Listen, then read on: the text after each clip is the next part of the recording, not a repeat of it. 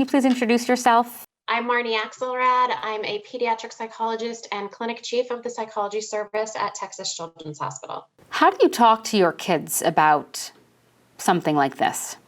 It's a good question, and it largely depends on how old they are and their developmental level, their maturity level. So how we talk to a 6-year-old is going to look a lot different than how we're talking to a 16-year-old.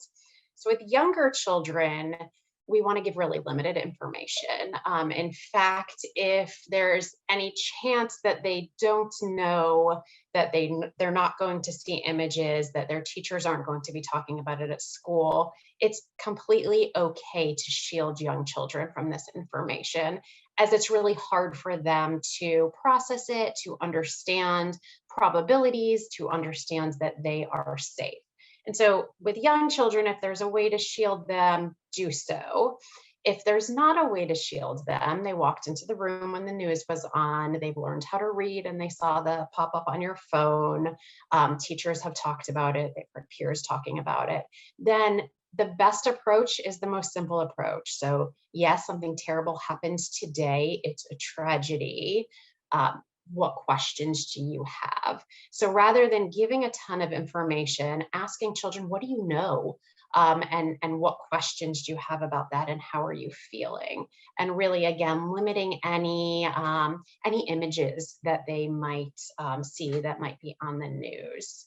For older children, it's important to talk to them honestly, to still ask them what they know and ask them what they feel, but also talk about how you feel within reason. So really, as a family, processing this information, processing the feelings that you have, processing your heartbreak for the families that are involved.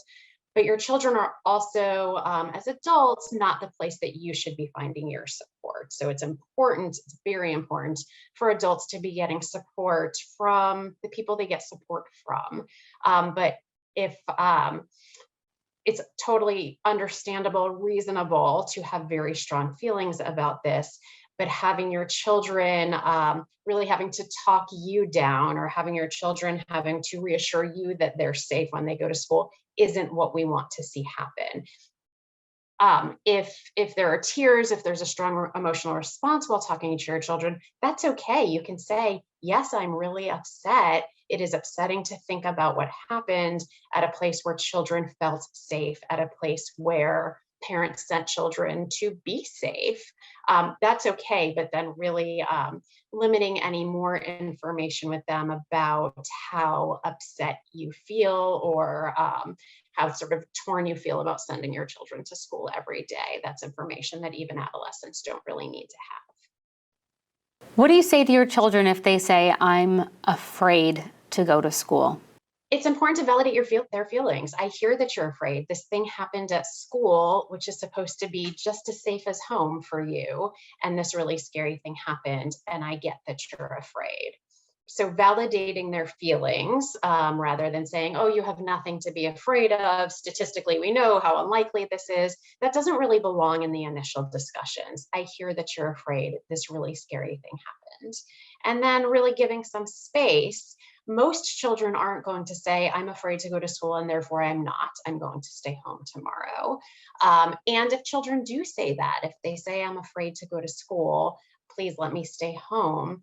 Letting them stay home actually is just going to exacerbate their fear and anxiety. It's not going to make them feel better. So letting kids stay home for a couple days to process this really isn't going to do anything but make the anxiety and the fear worse. Parents will not want to send their kids to school. What should they do? Find support in their support people. And so, of course, parents aren't going to want to send their children to school. I have a child in elementary school, a child in middle school, and a child in high school. So I've got a front row seat to how schools are struggling with children's mental health, and it's understandable. And not sending your children to school drives home a message to them that school isn't a safe place. And what we do know is that school really is a safe place most of the time. What are some red flags indicating that your children might need to talk to a professional? It's a really good question. And, the answer in the short term is all responses are appropriate. People deal with tragedy and crisis and fear in their own ways, and that's okay. We do know that children are resilient, adolescents are resilient, and that most likely, most children will have very strong feelings. They will have fear, they will have sadness, and they will be fine. For children who aren't fine, so we're 2 months post event and children are still saying, I can't stop thinking about it, I'm having trouble sleeping, your child has new irritability that wasn't there before. They talk about having intrusive images of the event. They're still trying to avoid going to school. That's when you want to seek professional help. Can you recommend any resources for families? Absolutely. The National Traumatic Stress Network, so National Children's Traumatic Stress Network, is an excellent resource. They have handouts for families, handouts for schools, and that can be really helpful in those moments when a parent says, I don't know what to say, I don't know how to talk about this with my child, I don't know if I should be worried, and get them an immediate appointment with someone.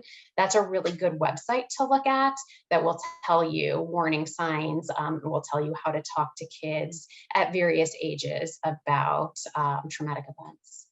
You mentioned earlier parents not putting their fears on their children and looking to their children for support. Is there anything that parents, in that vein, is there anything that parents should not be saying to their children? Again, it depends on the age of the child. So for really young children, there's a whole lot parents shouldn't be saying, right? Parents should be saying to their child, this upsetting thing happened, or this scary thing happened. You are safe at your school. The adults there are keeping you safe at your school. For older children, obviously, you're going to give them more information and have deeper conversations, but likely saying, I'm afraid to send you to school isn't the message that you want your children to hear. Is there anything else you can think to add that we haven't talked about? What's really important for parents is to leave the door open to their children of any age to talk about this. This is how I'm feeling. Even if their child says, I feel nothing, right? That's still an appropriate response, and validating feelings and leaving the door open for children to talk later is uh, is really important. And also just keeping in mind how resilient children are. And while this in this moment is a terrible tragedy, and feels like a major crisis for all families that have children in school, understanding that children really are really resilient, and most children within a short period of time are going to move on, process, and do just fine.